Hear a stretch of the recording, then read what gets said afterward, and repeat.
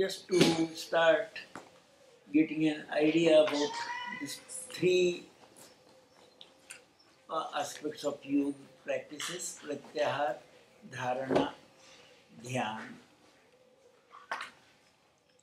It constitutes antaranga yoga, that is working inside the body with ourselves. While in yamas and niyamas, we work outside the body. In asana and pranayama, we work at the level of the body. But from pratyahar, we start working with our mind. So generally, there is an understanding. Pratyahar is related with the working of the senses, indriyas in yogic language, the five senses, and the working of all motor organs like movement of the arms, legs, vocal cords, then the motor action of passing urine, stools. So they are called indriyas in yogic language. So the pratyahar is the concept of where we stop working with the indriyas. Dharana is the term which is related with the functioning of the mind. So we all are having we all remain aware of something or the other. This awareness develops at the level of the mind. So dharana and dhyana, these two aspects are concerned with the functioning of the mind. Dharana is a more wider attention, while dhyana is more focused attention. But both are concerned with the mind. And samadhi relates to the state of consciousness. So we have all this concept. First the body, breathing, working of the indriyas of two types, sense organs which help us to get the knowledge, motor organs which help us to go in for actions, then the mind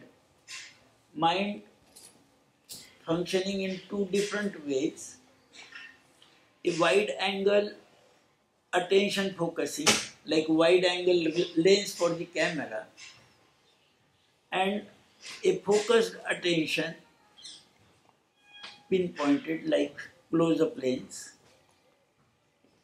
and samadhi, the state of the consciousness. Is it clear? So we start working in this way. So we just first assume a comfortable position and asana.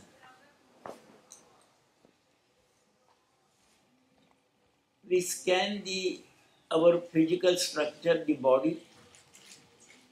So we become aware. Now this developing awareness is concerned with breathing.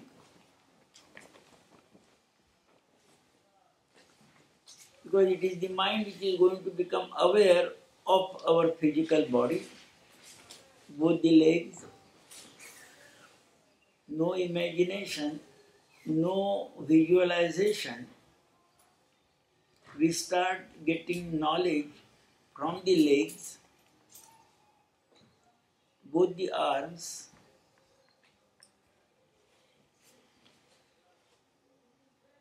the whole trunk from the sitting area and the perineum up to the neck, the front side of the trunk, right side of the trunk, left side of the trunk, back side, if possible the inside of the trunk, area of the neck, outer aspect of the face, inner aspect of the face, head, the forehead area, right temple, left temple, back of the head, top of the head, area of the vertebral column, the whole body. So our mind is just remaining filled with the awareness of this physical body. At present, no thoughts about our business or profession.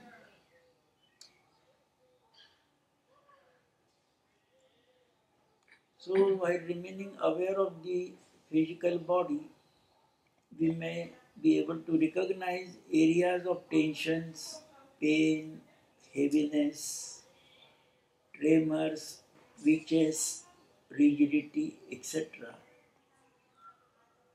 That shows that from the body we are getting disturbing messages, and in that way we require to modify this awareness of the physical body or the condition of the physical body so that we reduce the intensity of these disturbing messages, or we can totally eliminate these disturbing messages. So in yogic language, it is said purification of the physical body. And for that either you may resort to other yoga techniques, or if not possible, then we can even resort to suitable medicines. By remaining aware of the physical body, we start developing awareness of the breathing.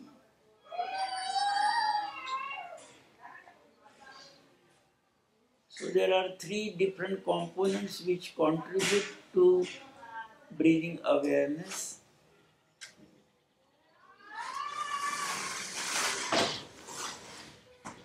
One of the component is the movement of the air. So we all require food, water and air for our survival and existence. Food, water and air belong to the nature. They are all material substances. But they cannot go inside our body. We have to use three different processes to receive them inside: eating or swallowing, drinking and breathing. So these are the processes to handle these three material substances: food, solids; water, liquid; air, gas. So we keep our attention on our upper lip, nasal openings and nasal passages.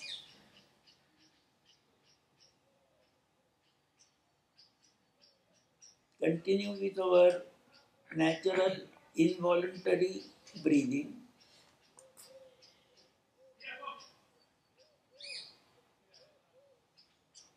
We will be able to recognize the touch of air movement on the lip, inside the nasal openings and the nasal passages.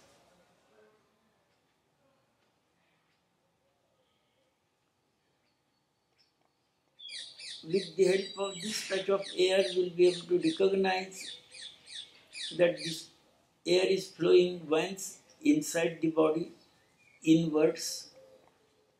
Other time it is flowing outwards. And that is what we say in breath and out breath.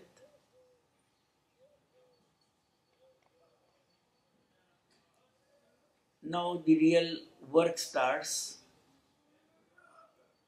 We want to get guided by this flow of breath inside the body. and we want to recognize the pathway along which the breath is guiding us inside the body and its internal destination. Actually, now the yogic practice starts, then this breath is moving with at a certain speed. So we want to also become aware of the speed with which the breath is moving in and out of the body. At present, will not be working outside the body. We are just going to work inside the body.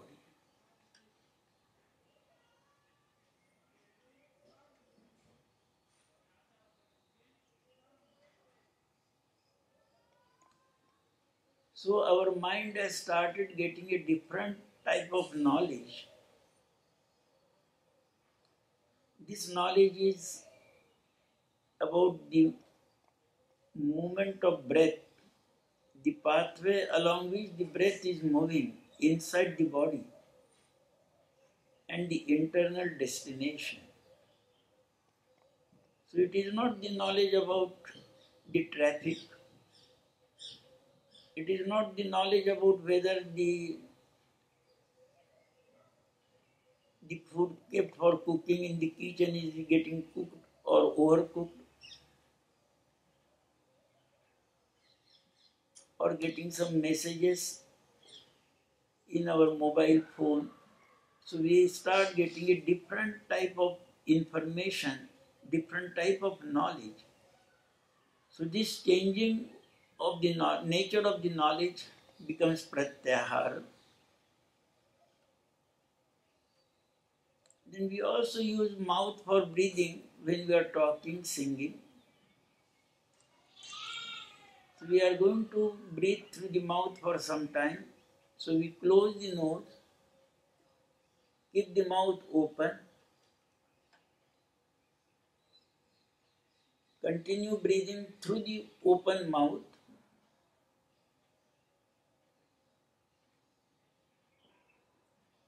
Again, become aware of that touch of air movement inside the mouth cavity.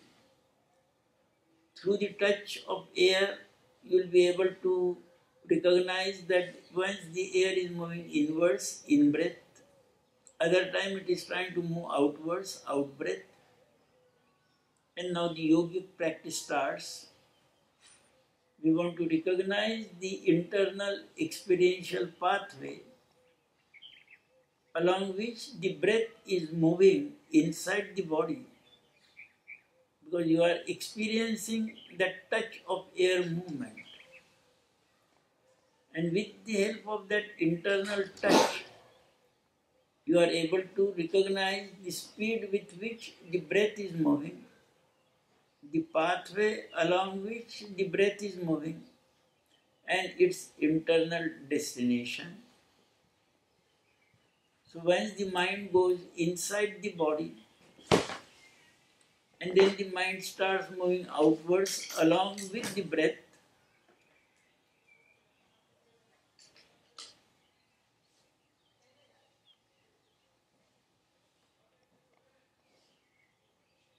so we start slowly forgetting our surroundings, and we start becoming more aware of the internal happenings.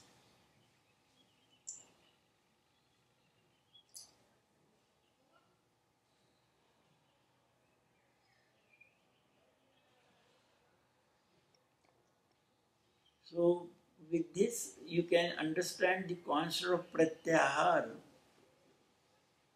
started to get different kind of knowledge at the level of the mind.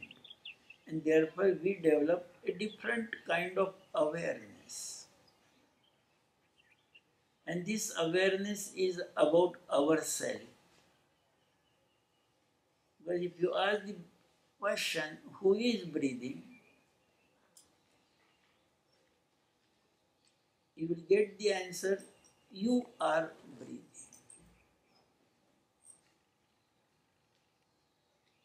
If any thoughts, memories are coming to the mind, we allow those memories, thoughts, emotions to come and go freely. We try to become an observer, a witness.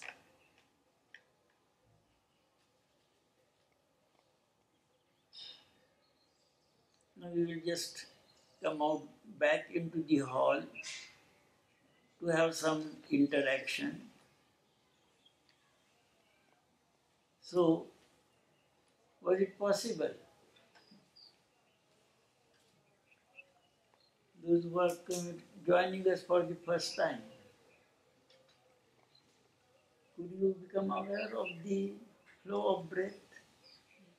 Were you able to get guided inside the body? Up to where the flow, the breath was moving, guiding you. Can you become aware of the destination? I think so. So where was the destination? For me? Yes. I think I feel destination. Okay, good. Okay. What about you? Possible? Do you think you will be able to get guided by this breath anywhere, anytime, if you want to? There is no need to change your dress or change the position.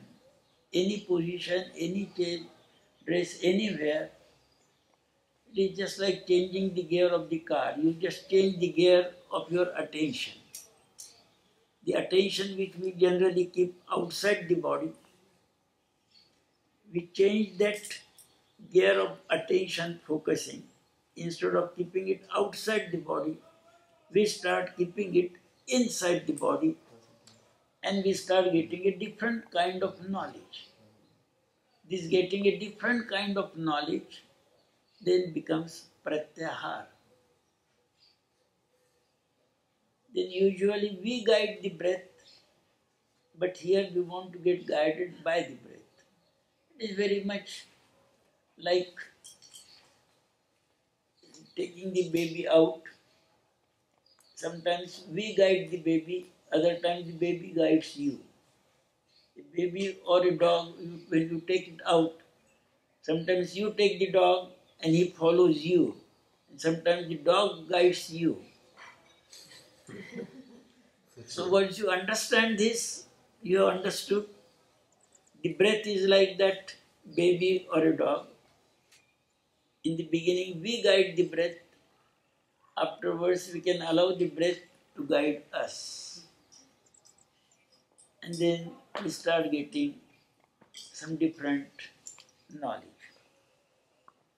Okay, the second component of working with breathing in pranayama is the movement, the growth of the body. Because as I said, food, water and air, they cannot enter the body on their own. You require three processes: swallowing, drinking, and then breathing. So earlier we just were working with the movement of breath. Also afterwards you can work with the movement of food guiding you inside the body. After you swallow the food, how that food, movement of food starts guiding you, its pathway, its destination. Similarly, you can get guided by the movement of water. The moment you drink, swallow a sip of water, then how the touch of that water starts guiding you inside the body. Where? Is it moving fast? Is it moving slow? So there is not only the speed with which breath is moving, also there is the speed with which the food is moving, water is moving inside the body. And you start getting that knowledge. And through some yoga practices like Vastradhavati or native, we sensitize ourselves to get this knowledge. Now we come to the breathing process, which involves gross physical movements. Like in relation to the food, we know there has to be a peristaltic movement should start inside the body, and that will propel the food inside in the intestinal canal.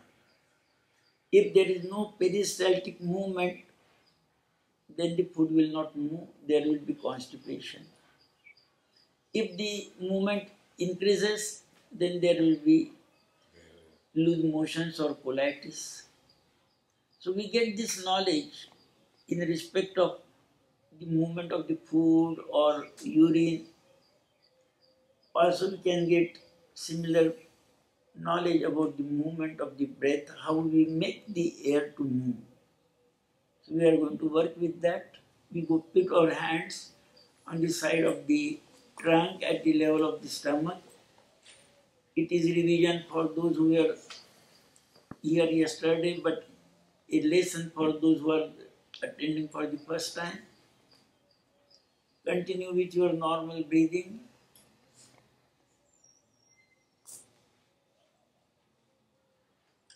So you will find there is a movement of the side of the trunk at the level of the stomach, and this movement is related with breathing. If you stop breathing, then this movement disappears.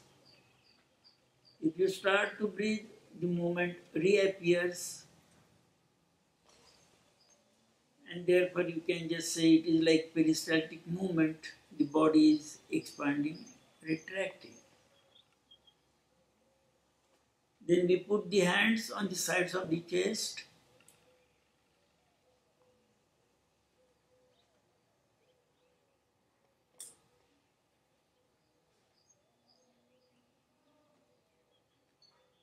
So through the hands we get this information or knowledge from the outside, but with the mind we can start getting the knowledge from inside the body.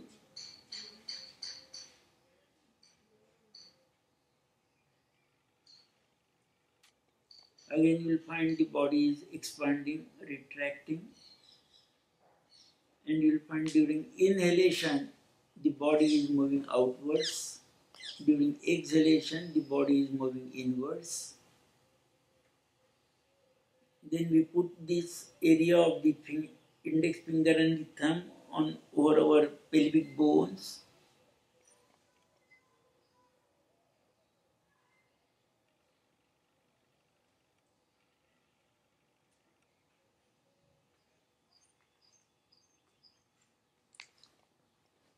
And you may find also the pelvic bones are exhibiting movement, real physical movement. So it is not imagination, it is not visualization, it is not fantasy. And this is then becomes the movement of the trunk, not the arms or the legs, the indriyas in yogic language. So you start getting knowledge from different areas of the body, not the movement of the arms, not movement of the legs, but the movement of the trunk. So it is again a kind of pratyahara, changing the nature of knowledge coming to us from the body movement. During walking, running, jumping, we get knowledge from the body, but they are the legs or the arms. Here you are getting knowledge from the body, but it is from the trunk. And the knowledge makes you aware of your breathing, not kicking the football, not jumping or running, not driving the car. Okay, then we put one hand in the front, back of the other hand on the back side,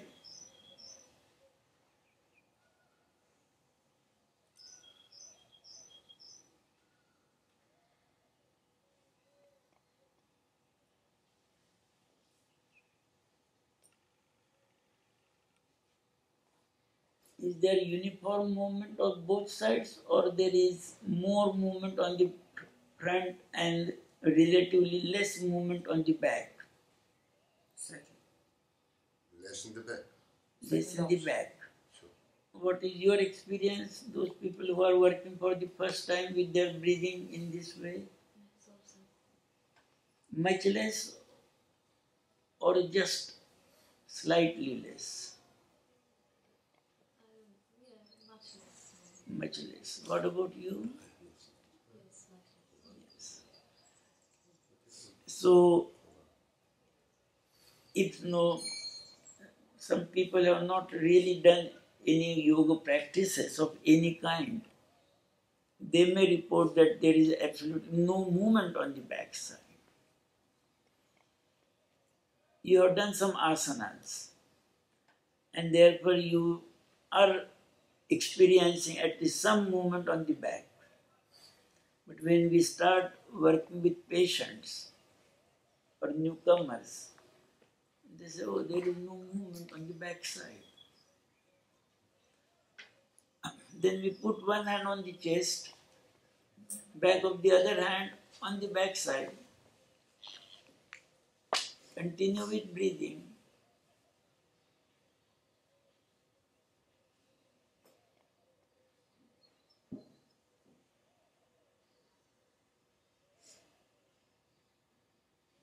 What is the status of the breathing movements now in these two areas?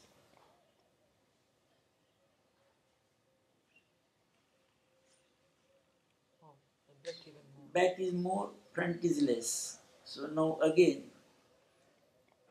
when you start getting this different type of experiential knowledge about breathing movements from different areas of the body, then naturally a question comes, well, why there is more movement in the stomach in the front, but less movement in the front in the chest, more movement on the back side in the chest, but less movement on the back side in the stomach. You start asking these questions to yourself.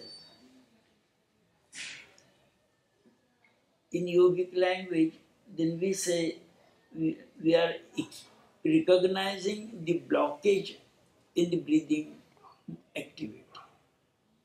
So the front side then is indicating relative blocking of the breathing movement in the front.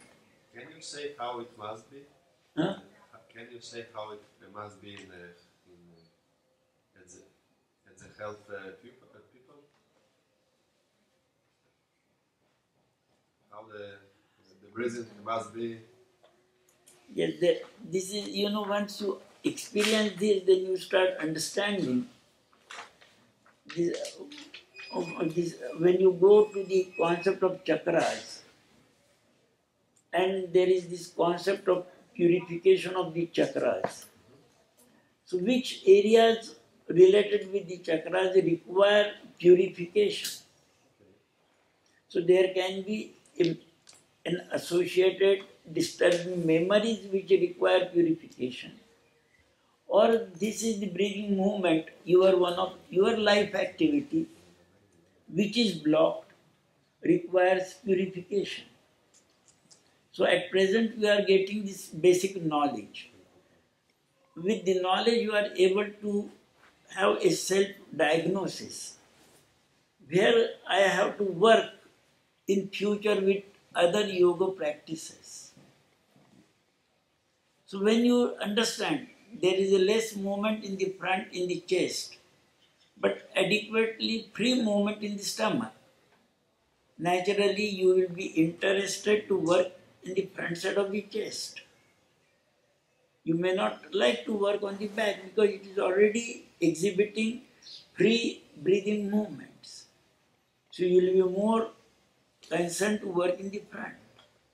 But you will be interested to work on the back at the level of the stomach, because there the movement is restricted.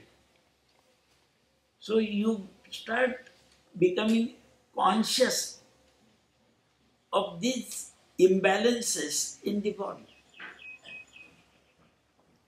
And then you know where you have to focus your attention. So you don't just think of giving a generalized course of 20 asanas to be practiced, whether they are required for you or not required for you. You will be more selective. Like when you go to a supermarket, you don't bring the whole supermarket in your home. You are selective. Yes, thank you.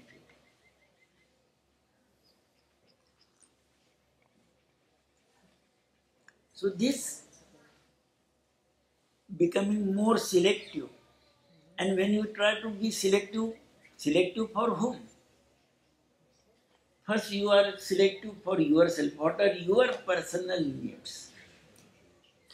Then if you are going to get a guest, you may be also thinking what my guest will like. So there are so many things in the market, we don't get interested in each and everything. If someone is pure vegan, even he will not think of going to that area of non-vegetarian food, not even milk, cheese, yogurt. It is there, but it is not in his consciousness. And the person who is totally non-veg, he will not think of going to the vegetable section. He will say, this is the food for the horses or the cows, not for human Food beings. of the food. Yes, they say, oh, this big for the horses and the donkeys, not for human beings. So when you attend, that is how even in yoga practices you say, oh, this practice, not for me. I am someone else. But breathing is one of the vital activities. You may be totally paralyzed, unable to move your arms and legs, but your breathing continues because you are alive. So the breathing, in yoga there is this concept of pranic body, pranamaya kosh, pranic sheath, and where we work with breathing. And breathing, mostly our modern books say, get more oxygen and carbon dioxide. That is not the approach in yoga. The approach in yoga is to recognize which areas of the body are blocked in respect of breathing movements. Which pathways are blocked in respect of the movement of breath inside the body. And after recognizing these blockages, then we want to work with these blocked areas, blocked pathways, with the intention of removing the blockages. So this is just an opening practice to help you to recognize the blocked areas in respect of breathing movements. Yes, please. The question is, okay, we understand working along the chakra. Okay, but if you have problems in joints and neck, knees, or neck is also chakra.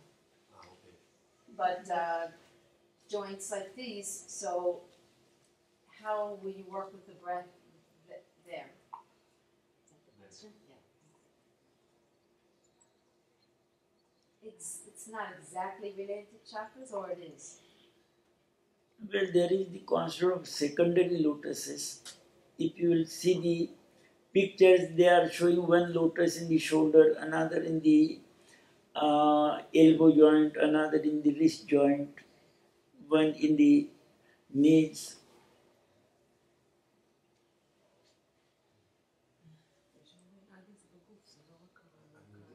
מה שנקרא לנשום למקום. Thank you. Now it is, I leave it to you whether to give more importance to your arms and legs or also to give some importance to breathing. In your awareness, would you like to give 100% importance to your extremities or to give equal importance to breathing, digestion, feelings, thoughts? איזה אחוז בעצם להקדיש למפקים ואיזה אחוז של הנשימה?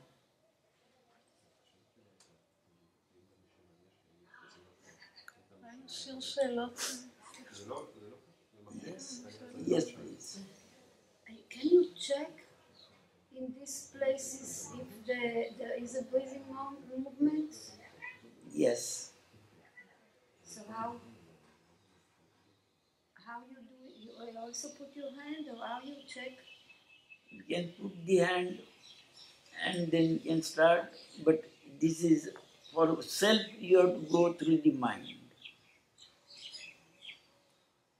You don't equalize, put here and see if there is a difference? It's not this system?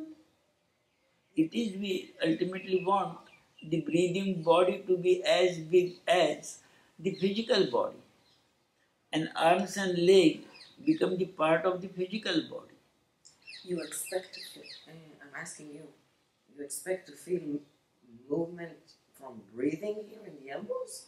There is movement of blood and so I just ask if it's the same So, technique. no, if you ask the question, immediately I will answer. Put your hands around your thighs. Continue with breathing and see, can you experience breathing movement in your thighs? Just like It's only breathing movement. The breath goes, the air goes to the lungs and out. There's no air here. There's pranic movement here. So you cannot expect to feel breathing in the knee or in the elbow. Okay, that's my understanding. You can look inside and see how the energy flows from as a consequence from the breath. I already mentioned, there are 3 different components which contribute to breathing, develop breathing awareness.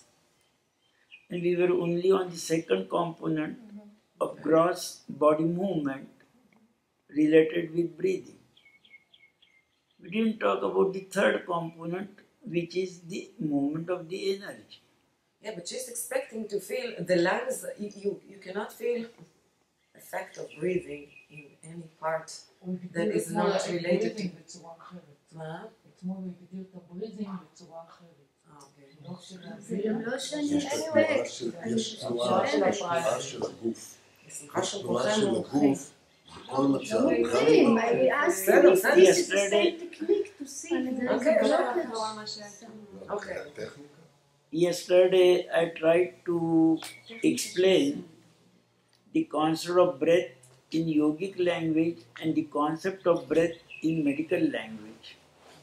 Even though we are using the same term breath, but its understanding in yoga is quite different from the understanding in medical science. Okay. So as we are educated on modern medical lines, we get guided by the understanding of the medical world, not from the yogic world. And therefore many times there is this confusion, irritation and anger. But when you will start to understand the yogic understanding of the word breath, swasa and prashvasa, then this irritation or anger will subside. I am with you. I can understand your anger, I'm not angry. your irritation. No, I'm not angry. I just didn't understand Yes. the question. But I also basically belong to modern medical science. I too was irritated in the beginning. I also was not able to understand how these people say follow the channel of breath, nadi shuddhi, right up to the tips of the toes, when the air is only going up to the alveoli. So we are not working with the air movement, we are working with the movement of breath on yogic lines.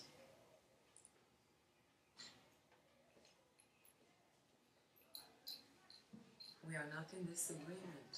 It is something like this, using an old mobile phone and using the modern smartphone. There is some difference in understanding.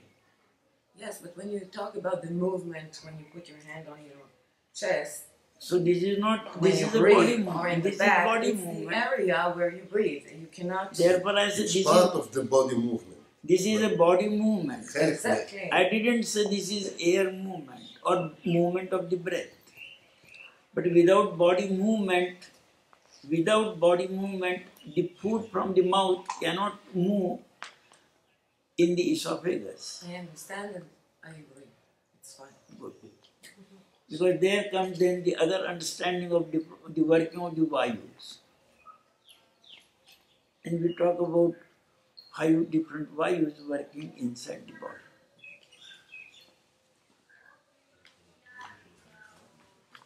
So now we are going to do a slightly, We don't do this. yes, you didn't work, yes, compare. Can you feel your thighs also expanding, retracting during breathing? As your trunk was expanding, retracting? Try. If not, then it indicates there is a blocked area. And find out where is the blocking, because here there is a movement, here there is no movement. Where exactly is the blocking?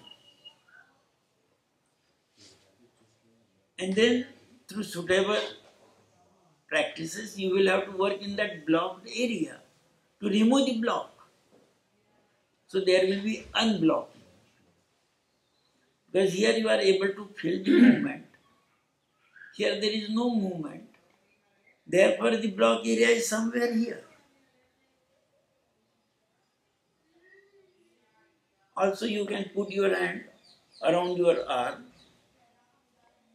Can you experience the expansion, retraction of the arm as you are experiencing expansion, retraction of the trunk? If not, there is blocking, maybe somewhere here.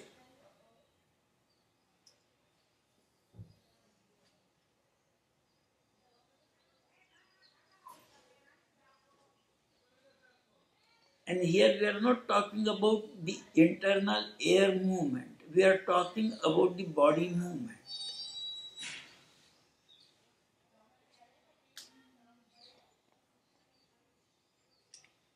And there is this concept of breathing body.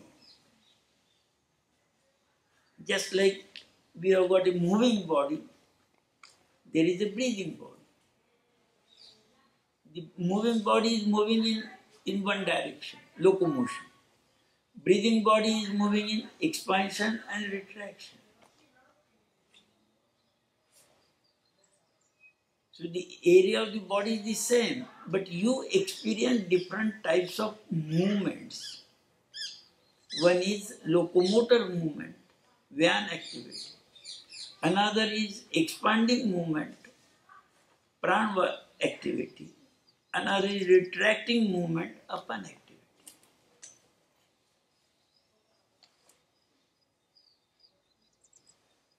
And yesterday I said it is all neuromuscular activity. When you do it voluntarily, it becomes psycho-neuromuscular.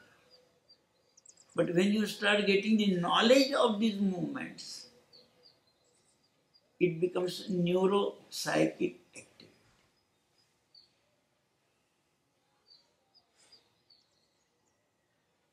Because we have different sensors inside the body. Unless those sensors are not getting stimulated, we will not start getting the knowledge. The sensors in the periphery have to be stimulated. The sensing areas in the brain have to be stimulated. Then only you start getting the knowledge. So this concept of Nadi Shuddhi Pranayam, Nadi Shodhan and Pranayam, then you can, if you want to investigate, you can know whether the sensors are getting stimulated or not.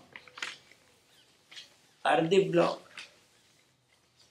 Whether the brain areas are getting stimulated or not, or they are blocked, or whether the channels are allowing the messages to pass.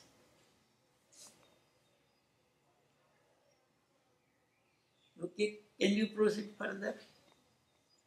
Takes a long time. You need to sit. So in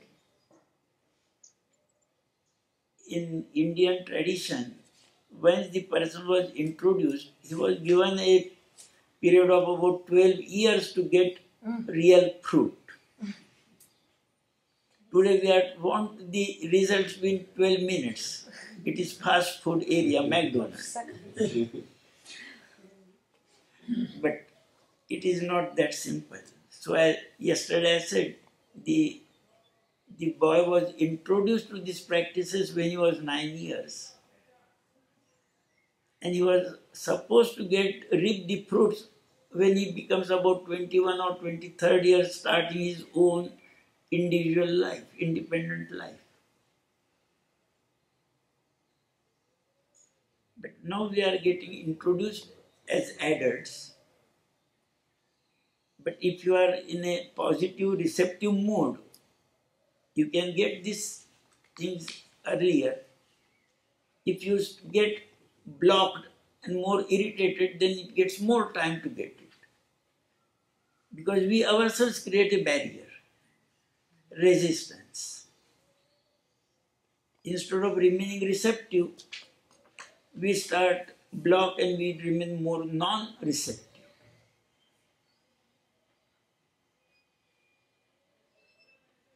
So we just work. We want to improve these movements. And in the beginning you may be able to experience only the trunk area is moving, but there is no such movement in the area of the thighs. If possible, we would like to start working with these blockages and find out if you can start experiencing breathing movements in your thighs. So at present we just remain aware that am I able to experience breathing movement in the sitting area, the last part of the trunk, the area which is in contact with the ground. In that contact area, are you able to experience any movement when you are breathing in and out?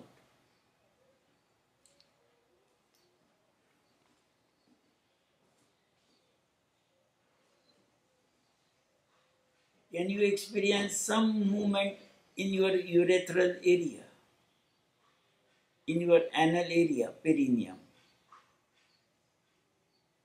Or you just remain aware of the perineum without any breathing movement? If there is a breathing movement, good, it is open. But I remain aware of the perineum, but there is no breathing movement, it is blocked. So you just try to investigate this area of your body. Actually, that is the last part of your trunk, forming the pelvic floor. And then the legs start. Make a mental note whether there are breathing movements or there are no breathing movements. If there are breathing movements, then what is the extent of the movement? If the stomach is moving 3 centimeters, how much is this movement? If you try to rate those movements, is it 1 centimeter or half a centimeter, or just a feeling that